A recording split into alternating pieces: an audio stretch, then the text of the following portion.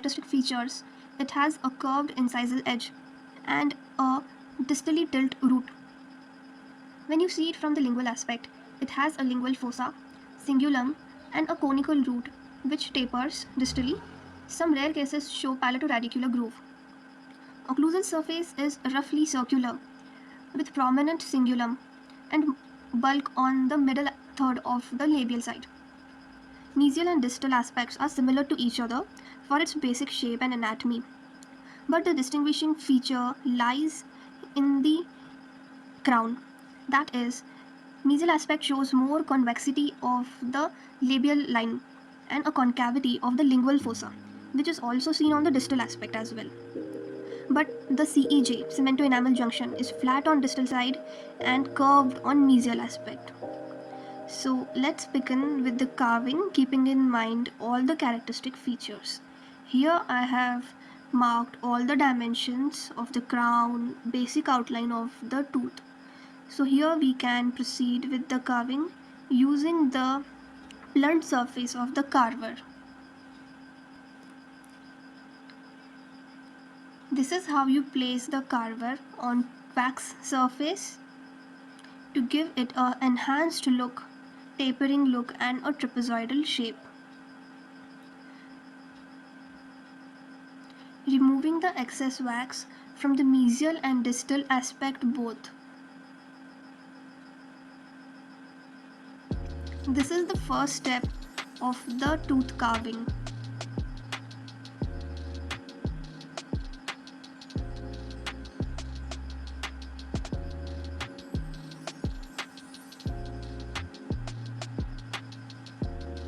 Okay, now I feel I have carved enough of the trapezoidal shape. Now I will move on to the second step, that is the rough triangular shape from the mesial and distal aspect. Draw a triangle and remove the excess wax you can see. Adjust the angulation of the carver like this, and now you can proceed with your carving.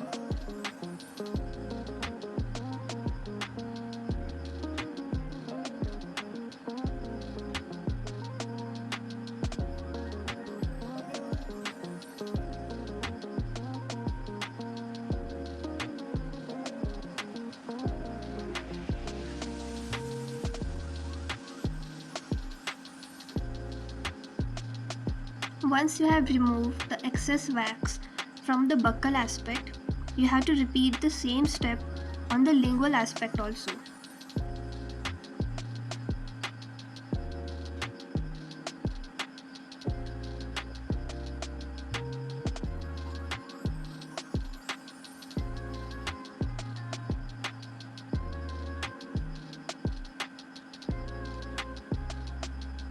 The tip of the incisal third must be in the midline of the wax block. Keeping that in mind,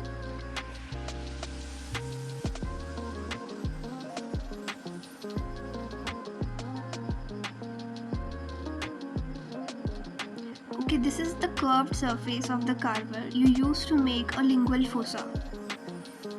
Keep the curved surface on the middle third and spare the cervical third for the cingulum prominence, and make deep pressure strikes on the wax block to give it this depression. So this is a very basic rough outline of a lateral incisor. Still the characteristic features are left to be carved on it, but now giving it a circular shape for the occlusal viv, I am trying to reduce the wax from the corners.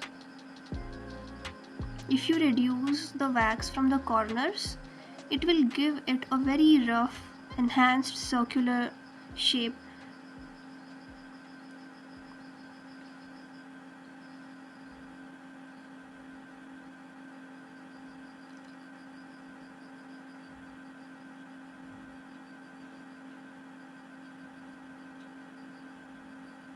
So yes, in the process, the incisal edge got more curved. So now just straightening it out.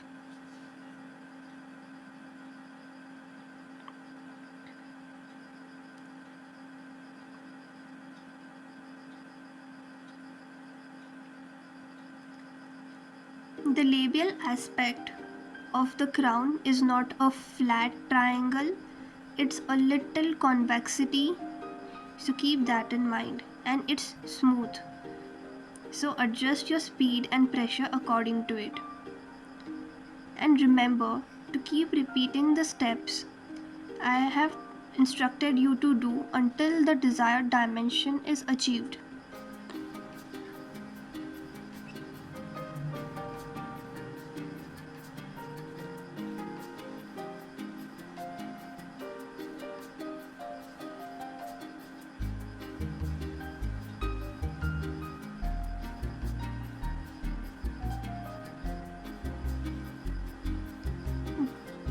This is a step I do to smoothen out the surface of the crown.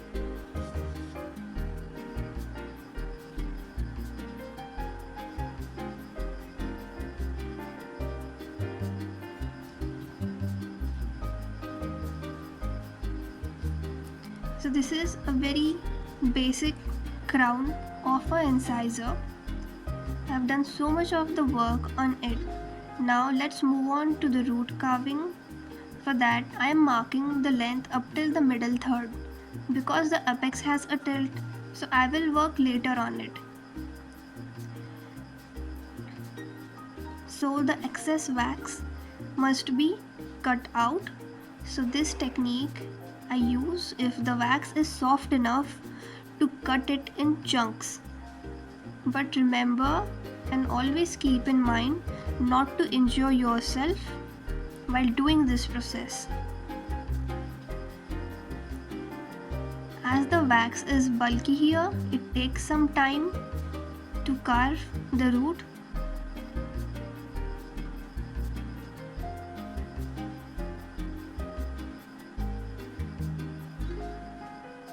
As the root is conical and slender, all the excess wax you see here is going to be removed.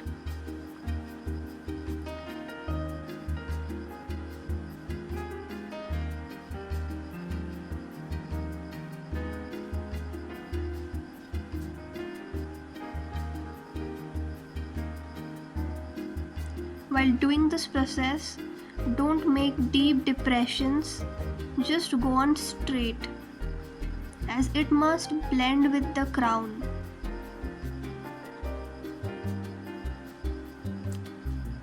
For a very basic shape, just make a slender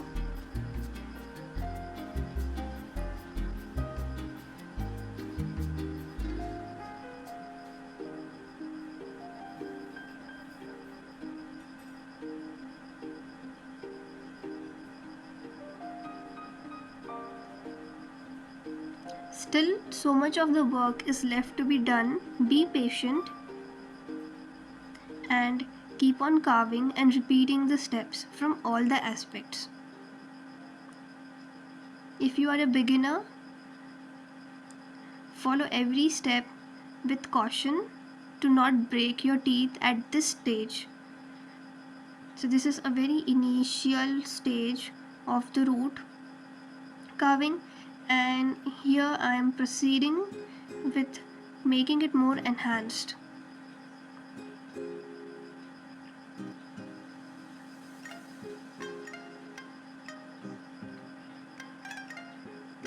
So after the basic root was done, let's move to the crown. To make a cemento-enamel junction or a cervical line, use the sharp tip of your carver and just give C-shaped strokes and follow that strokes until you feel that now the crown has achieved a desired shape. From mesial and distal side, both the side, you have to do the C-shaped strokes.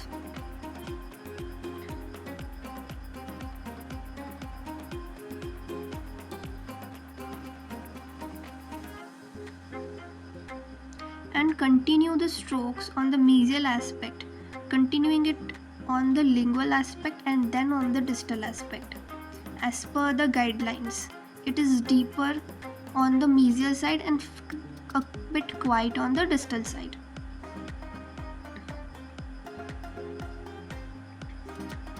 Creating a cervical line enhances the crown features and also the cingulum.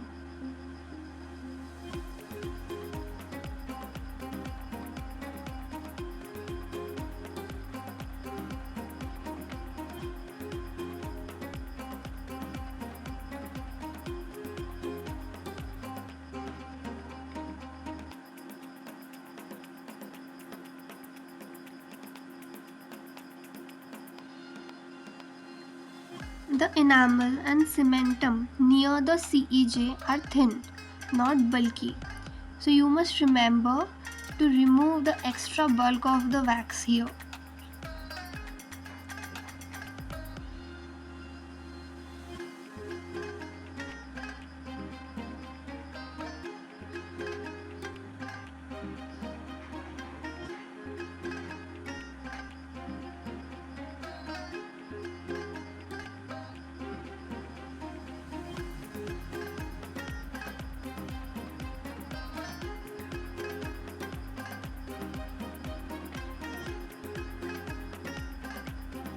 So I am satisfied with the crown for now, and I am moving on to the root carving.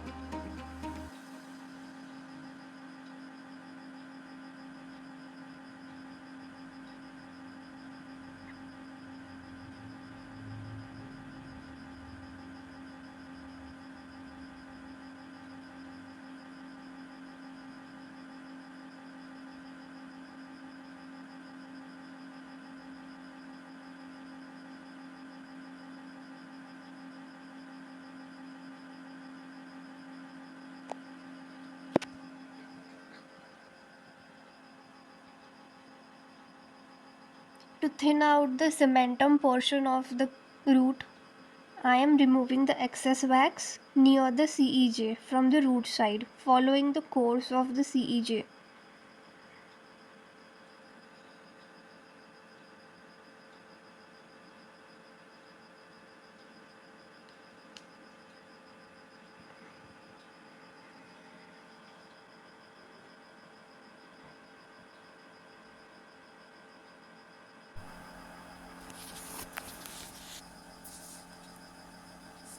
So to make the tilt at the apex, remove more wax from the mesial side.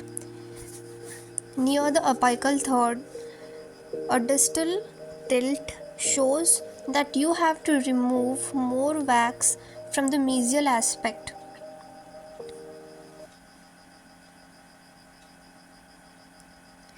At the apical third, try giving that tilt, giving some inward strokes, going in with some more deep pressure, and not removing more wax from the distal aspect. That will all make your root look tilted. So this is how my teeth has turned out, and I use a cotton cloth for its finishing and polishing.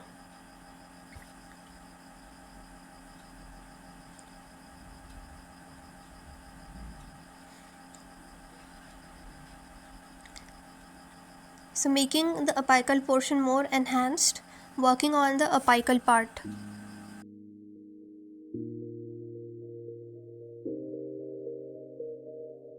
To make your root look curved, I am using the curved portion of the carver.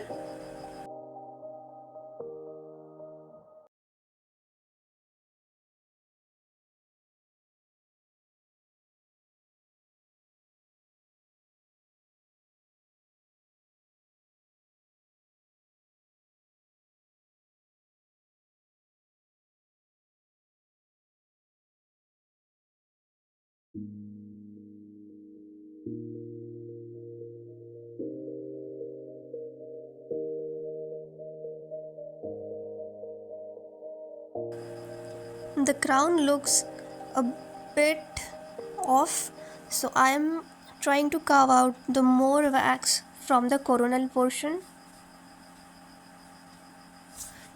Keep on repeating the steps until you feel that your carving is now up to the point.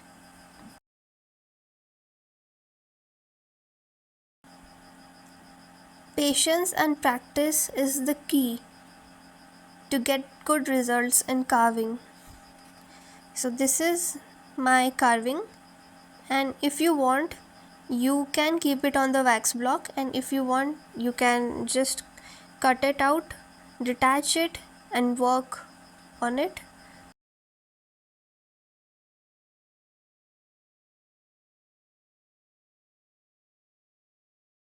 So I have not removed the wax from the distal side. Only mesial, labial and lingual aspects are the sides from where I have carved the extra wax and kept some extra wax from the distal aspect. Now I am smoothing and blending all of the root and making some features enhance.